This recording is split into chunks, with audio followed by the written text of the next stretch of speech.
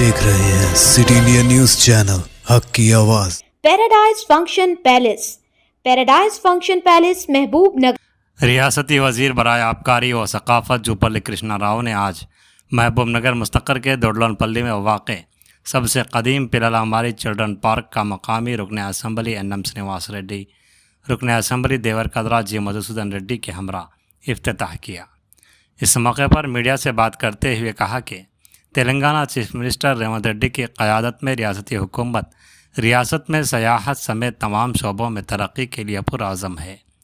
उन्होंने कहा कि सयाहत की तरक्की से न सिर्फ बेरोज़गार नौजवानों को रोज़गार के मौक़े मैसर आएंगे बल्कि रियासत की आमदनी में भी इजाफ़ा होगा।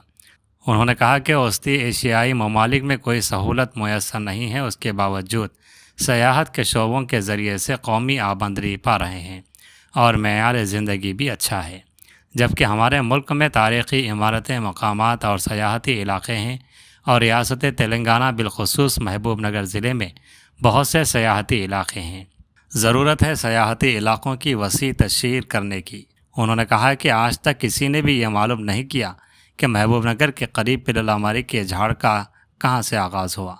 उन्होंने अहदेदारों को हिदायत दी कि रियासत के तमाम सयाहती इलाक़ों बिलखसूस पिललामारी के पास रेस्टोरेंट, लैंडस्केप, टॉयलेट्स और सयाहों के लिए तमाम ज़रूरी सहूलतें फ़राहम की जाएँ।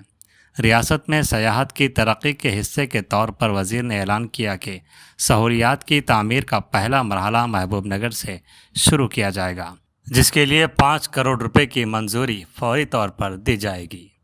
इस इफ्तिताही मौके पर ज़िला कलेक्टर विजेंद्र बोई, ज़िला SP D Janaki IPS, additional collector Shivendra Pratap, DFO Satyanarayana, DPRO Venkateswarlu, tahsildar Ghansiram, सदनशीन Baldi Anand Goud, TPCC general secretary Vinod Kumar, DCC general secretary Siraj Qadri, councillors Papa Rayudu, Venkatesh और जंगलात के अहदेदार मौजूद थे। ఈ రోజున మహబూబ్ నగర్ టూరిజం ప్రమోషన్లో భాగంగా పిల్లల మరికాడికి రావడం జరిగింది. ఇందులో గౌరవ శాసనసభ్యులు మహబూబ్ నగర్ ఎన్ఎం శ్రీనివాస్ రెడ్డి గారు, మాతో పాటుగా దేవరకద్ర శాసనసభ్యులు మధుసూదన్ రెడ్డి గారు, అట్లాగే జిల్లా కలెక్టర్ బోయిని విజయేంద్ర గారు, అట్లాగే మున్సిపల్ చైర్మన్ ఆనంద్ గౌడ్ గారు, DFO గారు, SP జానకి గారు, మా టూరిజం కార్పొరేషన్ ED విజయ్ గారు, ఇక్కడ విచ్చేసినటువంటి మీడియా మిత్రులందరికీ రేపు నమస్తే తెలియజేస్తూ, ఈ రోజున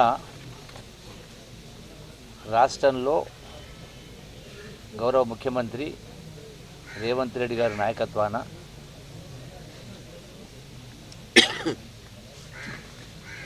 అన్ని రంగాల్లో రాష్ట్రం అభివృద్ధి చెందాలనే దానిలో భాగంగా టూరిజం కూడా అత్యంత ప్రాధాన్యత ఇచ్చే కార్యక్రమం చేయడం జరిగింది. ఈ టూరిజం ప్రమోషన్ ఎందుకు టూరిజం పైన స్పెషల్ ఫోకస్ ప్రమోషన్ చేయాల్సి వస్తుందంటే,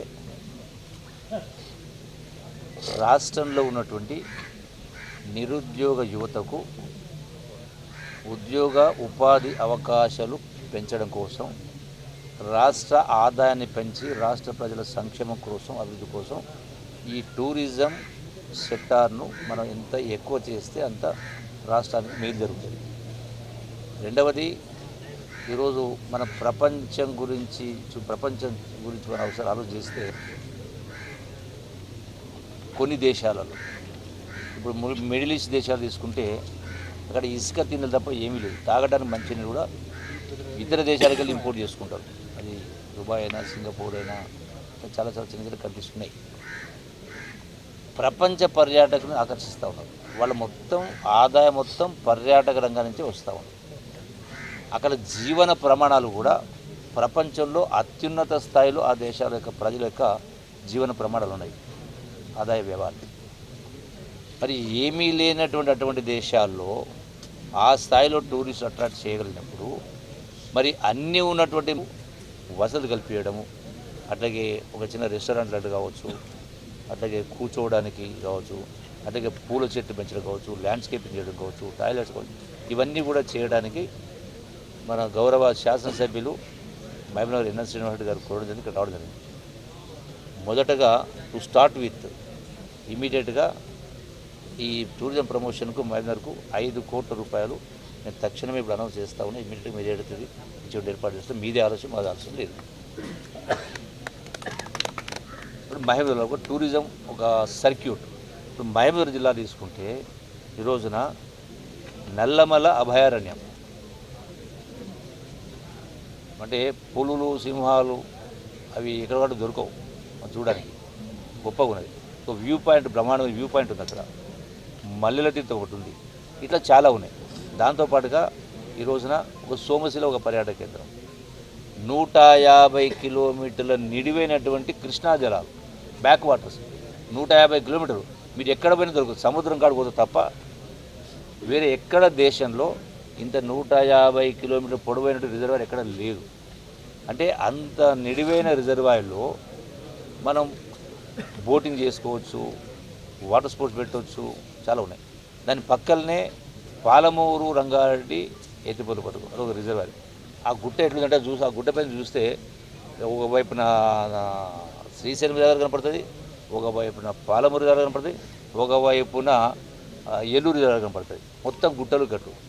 అట్లాగే మొన్న దేవరకొండ మీ ప్రాంతానికి వచ్చినాం కదా, కోయిల్ సాగర్, సరళా సాగర్ అనేది సైఫన్ సిస్టమ్. ఎప్పుడో 60, 70, 80 సంవత్సరాల కింద ఇక్కడ ఉండేది సైఫన్ సిస్టమ్ అనేది. అసలు సైఫన్ అంటే తెలియదు చాలామంది. సో అంటే ఒక ఎడ్యుకేటివ్ ఉంటుంది. అట్లాగే ఇక్కడ ఉన్నటువంటి ఈ యొక్క టెంపుల్స్తో పాటుగా ఈ పిల్లలు మరి అట్లాగే ఎకో టూరిజం, ట్రెక్కింగ్ ఇట్లా చాలా ఉన్నాయి. దీంతో పాటుగా నిన్న వరంగల్ జిల్లా పోయి వచ్చినాం. రామప్ప టెంపుల్ అద్భుతమైనటువంటి నిర్మాణం, అది సుమారుగా 700 సంవత్సరాల క్రితం ఉన్నటువంటి అద్భుతమైనటువంటి నిర్మాణం. పాండవుల గుట్ట అని చెప్పని, అంటే 1000 సంవత్సరాలు. ఓవరాల్గా ఒక అంశానికి సంబంధించి అన్ని అంశాలకు సంబంధించి టూరిజంను పెద్ద ఎత్తున ప్రమోట్ చేస్తున్నాం. వీలైన కాడికి వీలైన త్వరలో ఒక్కొక్కటిగా పూర్తి చేసే ప్రయత్నం చేస్తాం. ఇప్పుడు ఎన్నో చేయాలని, అన్నీ ఒకే రోజు సాధ్యం కాదు, ఎన్నో చేయాలి. అయినా కూడా ఈరోజు టూరిజం డిపార్ట్మెంట్ సంబంధించి కూడా ఆదాయం అనేది లేదు.